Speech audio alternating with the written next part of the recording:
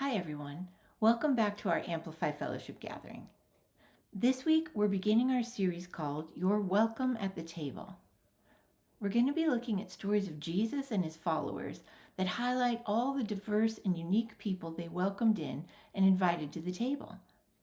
So let's start by getting an overview of what we mean by the table. Have you ever wondered why the setting of so many of the gospel stories is around the eating of a meal? Just a quick glance through the Gospel of Luke alone makes the point. Jesus eats with tax collectors and others at the home of Levi, otherwise known as Matthew, one of his first disciples, in Luke 5. He eats at the homes of Pharisees in Luke 7, 11, and 14. He provides a meal for 5,000 in Luke 9. He is invited to a meal at the home of Mary and Martha in Luke 10. He eats with tax collectors and sinners in Luke 15, and with Zacchaeus, a chief tax collector, and others in Luke 19. He tells parables about feasts and banquets in Luke 12, 13, 14, and 15. He eats his most symbolic meal with his disciples on the evening before his death in Luke 22, and he is recognized after his resurrection during a meal in Luke 24. If we looked at the other three gospel accounts as well, we could add even more examples. Jesus clearly attached great meaning to table fellowship. But why? What was it about sharing a meal together at the table that demonstrated such a powerful message for Jesus and yet angered so many of the religious leaders? To answer that question, we need to look back at the culture and context of the ancient Near East and the ancient Hebrew specifically. First of all, in the ancient Near East, hospitality was an almost universal value. The offering and sharing of a meal could affirm kinship, friendship, and goodwill. It could acknowledge status, confer honor, seal a contract, or signify peace between parties. In the ancient Hebrew culture, offering hospitality to a stranger was considered an act of righteousness and was actually commanded in Mosaic law. While, as we'll see in the coming weeks, breaches of hospitality were viewed as offenses against God that could incur his wrath. While the wider cultural value of offering hospitality was common in ancient civilizations, table fellowship, sharing a meal together, meant something even deeper in the Hebrew culture. It meant establishing a relationship. Theologian Joachim Jeremias explains it this way. In Judaism in particular, table fellowship means fellowship before God, for the eating of a piece of broken bread by everyone who shares in the meal brings out the fact that they all share in the blessing which the master of the house has spoken over the broken bread. Table fellowship created a bond, a mutual acceptance between the guest and the host, a covenantal relationship, if you will, a mutual sharing of the blessing of God. The great Hebrew prophets picked up this theme as they foresaw the anticipated age to come, the time when God would act to deliver his people, put all things right, bring his kingdom, and come to dwell with them again. They envisioned that day as a grand banquet. The prophet Isaiah said, "On this mountain, the Lord Almighty will prepare a feast of rich food for all peoples, a banquet of aged wine, the best of meats and the finest of wines. On this mountain he will destroy the shroud that enfolds all peoples, the sheet that covers all nations. He will swallow up death forever. The sovereign Lord will wipe away the tears from all faces. He will remove his people's disgrace from all the earth. The Lord has spoken." Table fellowship was so fundamental to the Hebrew culture, it was the primary means by which the nation Israel was commanded to remember and worship God.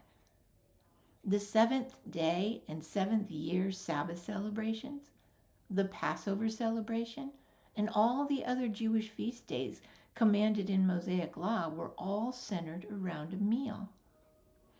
We pick up this theme in Christianity as well. in the sacrament of communion. As New Testament scholar N.T. Wright wrote, "It's worth noting that at the center of the spiritual lives of God's people in both the Old and New Testaments, we find a table, the table of Passover and the table of communion." And he said, when Jesus himself wanted to explain to his disciples what his forthcoming death was all about, he didn't give them a theory, he gave them a meal. Table fellowship was profoundly meaningful in the Jewish culture. But because sharing a meal around the table signified fellowship and acceptance, not only between the host and the guest, but also between those who would partake and God himself, the meal also delineated clear social boundaries as well. Who one ate with at the table and who one excluded served to mark out who was included and accepted in the community of God's people and who was not. As I said earlier, in the next few weeks, we're going to be taking a closer look at who Jesus welcomed to his table throughout the gospel accounts and how that welcome was carried on by his followers. But in order to better understand why his inclusive invitation was so radical and offensive to some, we'll need to delve a bit deeper into the background behind why the people Jesus was embracing were excluded in the first place. So, how were these boundaries created? Well, for the ancient Hebrews, it seems like the boundaries were centered around a few main themes: the patriarchal power structure of the day, the covenant God made with Abraham and his descendants, who later became the nation Israel, the concept of purity as defined by Mosaic law, and how the honor-shame culture of the ancient Near East affected all these themes. By the time Jesus arrived on the scene in the first century, these themes in combination had created well-established boundaries that had become a part of the political religious system of the day. We'll keep coming back to these themes in the coming weeks, but for now, here's a quick overview. First, many ancient civilizations in the Near East were patriarchal in nature, and the ancient Hebrew culture was no exception. A patriarchal system is any familial or societal system, institution, or government where men are dominant and hold the predominance of power, authority, and privilege over women. The patriarchal power systems in ancient times created firm hierarchical gender boundaries. With a few notable exceptions in the Old Testament scriptures, which we'll talk about later, women were generally viewed as less valuable, inferior, weak-willed, emotionally and psychologically compromised, a potential risk for contamination and ritual impurity, and subordinate to men in every way. Just take a quick stroll through Leviticus and Deuteronomy and you'll see what I mean. Although the Mosaic law was seen as a step forward in the treatment of women compared to neighboring cultures, in many cases women were still viewed as a man's property. They could not bear witness, they had few legal rights of their own, and generally they could not own property or inherit assets unless there were no male heirs in the family. Marriages were arranged by the father for a price. The woman's consent wasn't necessary. And although husbands could divorce their wives and send them away for any reason, leaving them vulnerable to abuse and economic hardship, wives were not able to divorce without the husband's consent. Wives could gain value by bearing and rearing children, especially sons, but being childless was the source of great shame. Women were not allowed to study Torah or serve in the temple, and they were required to worship in a separate outer court away from the men. In patriarchal cultures, men were to be dominant, never passive, and they were to maintain control at all times. Women, on the other hand, were to be passive, never dominant, and they were to be submissive and subordinate to men in all areas. In patriarchal cultures, breaking these established hierarchical gender norms brought shame, condemnation, and even death. Another boundary marker for the ancient Hebrews was nationalistic and based on family lineage. The covenant God made with Abraham and his descendants marked by the sign of circumcision, was a defining indicator of who was a part of God's chosen people. One was either a Hebrew, a member of Abraham's family line, a descendant of one of the 12 tribes, or they were considered a non-Israelite, a Gentile. A stranger, a native, or a foreigner might be assimilated into the community through circumcision and adherence to the law, but they were considered proselytes, not true Israelites.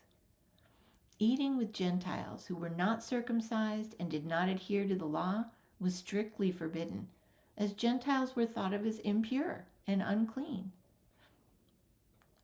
This idea of purity, the concept of things, food, people, or actions being clean and unclean, was the driving force in the Mosaic Law. We see this in the words God spoke to Moses before the giving of the law in Exodus 19. Now then, if you will indeed obey my voice and keep my covenant, then you shall be my own possession among all the peoples, for all the earth is mine, and you shall be to me a kingdom of priests and a holy nation. These are the words that you shall speak to the sons of Israel. A main purpose of the law, then, had to do with holiness, setting the nation Israel, the covenant people, apart from their pagan neighbors. The Hebrew word for holy is kadosh. It means separate or set apart, dedicated, devoted, or consecrated to God. Purity was what was needed to approach a holy God and to become a holy nation. And impurity was not only thought of as a personal issue, it was also a corporate issue as well. One person's impurity that was not addressed was thought to put the entire community in danger of contamination or divine retribution. The purity regulations in the law marked out what was deemed clean and unclean in a number of areas. Rabbis and biblical scholars debate the reasoning behind many of them, but there are some theories that seem to make sense. For instance, it seems clear that anything associated with the Israelites' Gentile neighbors was designated as unclean.